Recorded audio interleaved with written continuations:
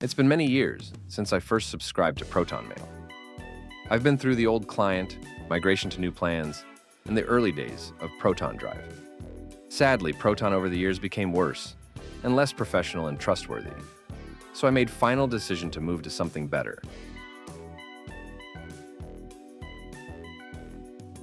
I no longer see Proton as professional because they rushed out app that was incomplete and not ready.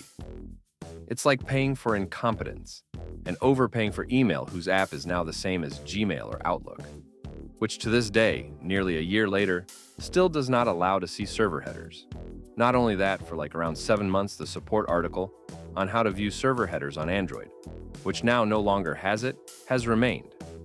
Double-checked again while making this video before publishing. They updated the page, but removed Android as if it never have had it.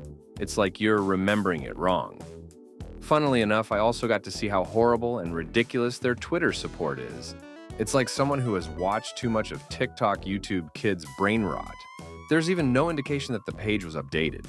Interestingly, they might also be implementing anti-internet archive, which hides contents of the page. And to bypass it, you need to disable JavaScript. Also, I noticed Proton gives a very short-term notice on when new terms of service go into effect. Example, email got on October 11th, takes effect November 20th. Email got on September 18th, takes effect on October 18th. Email got April 19th, takes effect on May 22. And then there's Proton. Email got on October 4th, takes effect on October 15th. That's not even 30 days. And if you disagree, you can delete account. But I doubt active user will be able on their spare time migrate thousands of accounts in a few days, when it took me more than a year, and for some places I still haven't finished the migration. Instead of having a developer work on our clone, they just throw some documentation, app source code, and you're on your own. I myself had issues using Proton Drive on our clone, and with this drama happening, I wouldn't recommend overpaying for their storage offer. Even if you do use Proton Drive via their official apps, I still managed to encounter data loss, as in have file uploaded, but it only being 0 in size. In other words, you might be at risk of data loss, as there have been reports of other people losing their files. It's very weird that they focus on new products and apps instead of finishing existing products to make them work properly.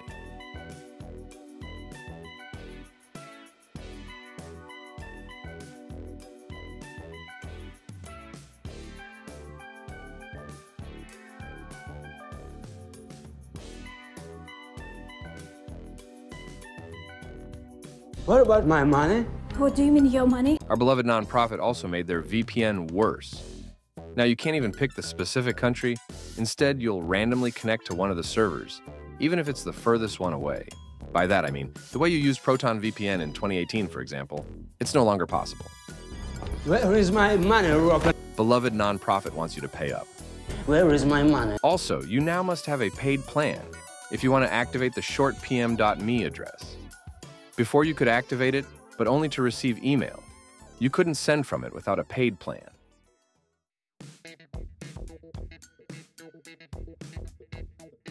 Proton now is forcing you into 1-year plan instead of paying for 2 years. At first, business and families only. However, during making of the video, now even the individual pricing, remove 24-month term.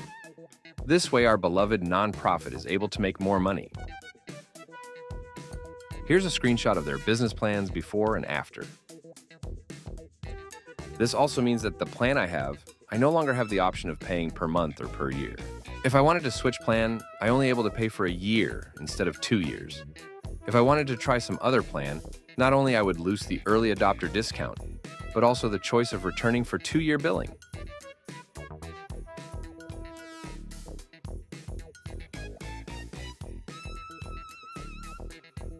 I used to have professional plan. After migration to new plans, I lost ability to add additional domains. If I want more domains or addresses, I would need to buy the most expensive plan, which pre-bundles crap I don't need. Also, during the Proton Pass promo, I couldn't use it because I already had a mail plan. In some cases, it's still better to not have it all bundled. But because our beloved nonprofit knows what's best for you, you no longer have the choice. Want to hear a secret trick how to make money and show the finger to your longest users? Create plan migration, then sometime later, launch the plan with the same exact name, but for higher price. And most importantly, make even the basic workspace branding exclusive to that new plan, along with other perks, while being less competitive to other offerings of the same exact service. Where is my money? Beloved Nonprofit has you covered by recently introducing the new professional mail-only plan. Hello, I like money. What inspired you to build a second Krusty Krab right next door to the original? Money? Proton is so big enough, they no longer need to ask for donations. Also, the idea of pay-to-win early access to beta test their new wallet app that no one asked, unless crypto pump and dump NFT bros. Where is my money? If you donated to Proton during the early days, or even its crowdfunding campaign, you're now even more likely to defend them and be loyal subscriber for life. A better internet starts with privacy and freedom, except that with Proton there is no freedom. You're supporting the same exact walled garden, which is same, or even worse than Apple One.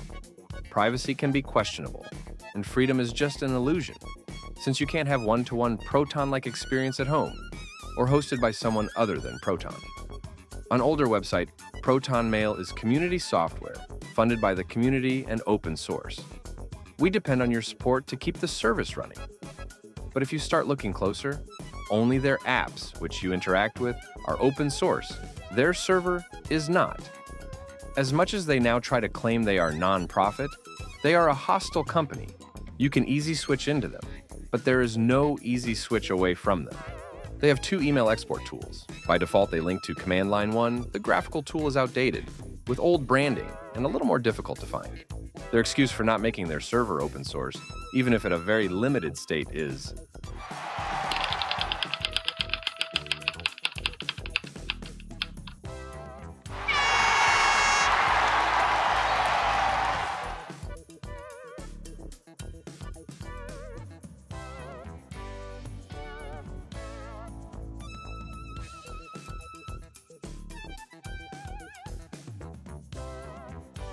when Skiff shut down, they made a blog post about alternatives you could use. Of course, they're shilling their own stuff. For email alias forwarder, they had simple login, which they bought out a year ago. Interestingly, there was standard notes, which was the only thing not owned by them. Man, I hope they won't end up buying out them too. Oh wait, yeah, I'm not a big fan of buyouts and takeovers, but Proton is already big enough, and from past experiences, how after buyout things become worse. Even if Proton is different, it added more salt to my already distrusting view on Proton.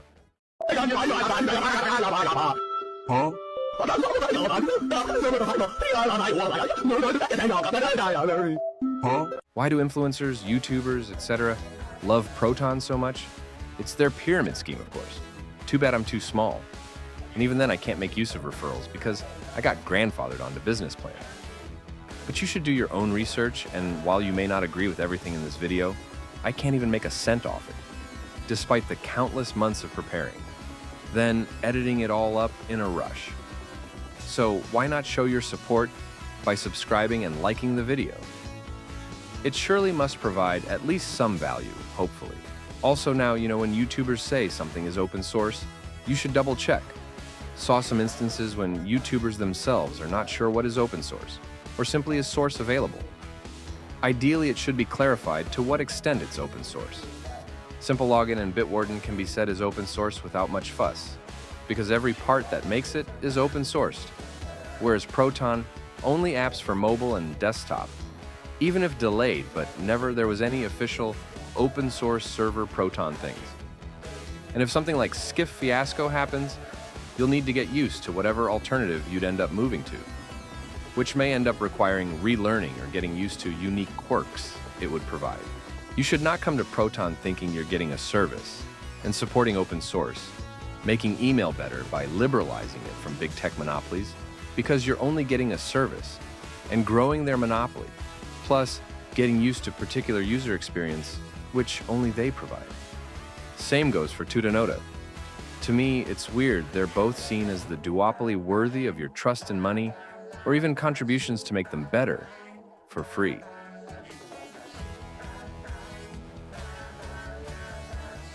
By supporting Proton, you hurt the open source that gives you freedom.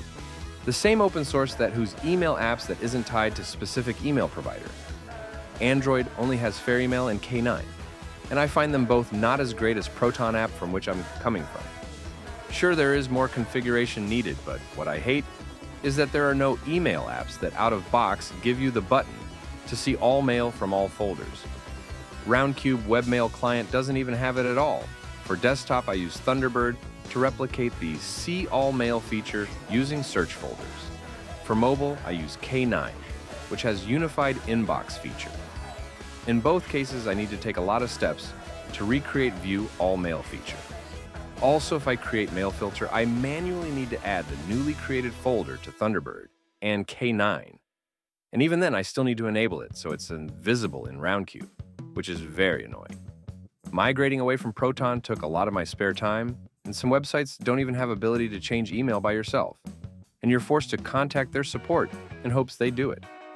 Also recently saw someone want to change email, but provider refused because they bought promotional lifetime plan, which is a big yikes. Also, if you start disliking Proton or they do something so bad, they need to be avoided, boycotted, and you use additional email addresses that are owned by Proton. Running away from them won't be quick, and even then, because you trusted them, they may hold your address hostage, which likely will leave you with only two options.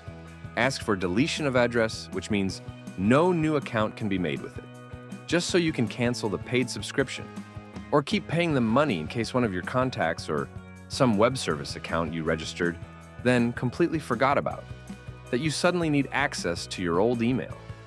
With free mail providers, this wouldn't be that big of a problem, but for Proton, it will feel like a toxic lifetime marriage now. So, pro tip, buy a domain. This way you can easily switch between any email providers. All you'll need is to recreate filters. And if the provider supports Civ filter scripts, it'll be as easy as copy and paste. Of course, with that comes a few extra steps for the sake of security. Main thing is that it's bought from a trustworthy, reputable domain seller, and you use a complex password and two-factor authentication for logins to the DNS provider and/or registrar of the domain. Bonus point to use a clean, not a daily driver, computer for logging into them if needed, for the sake of avoiding undetectable malware, info stealers, keyloggers. I dare to say Proton is just pretty much privacy washing, as in it's just a lesser devil when compared to Gmail, Outlook, Apple. Email as we know it and encryption are incompatible. If someone is telling you otherwise, they are not to be trusted. Also, Proton for storage only encrypts the contents of email, but the sender, subject, headers is not encrypted. Email is built on top of plain text protocols, and messages flow in plain text. It was not designed to be private or anonymous. And if you encrypt, you cannot scan for spam or viruses, index messages for searching, or recover messages when a password gets lost. Not to mention the usability issues of changing passwords, /encryption keys. Searching for emails will also be slow. While sure, there are email providers that automatically encrypt messages as they arrive using users' public keys. That sounds exciting, but in practice, it does not really prevent the provider from accessing the mails. It only makes email less usable, less standard, and more tied to that provider. What you gain in security, you lose in portability and usability. I'm now at a better mail provider. One thing I'll miss is the ads Proton pushes like crazy, as if it's getting ready for IPO, and the other silent removals and changes for worse. It will also suck that my wallet now will be heavier thanks to the savings I now can get.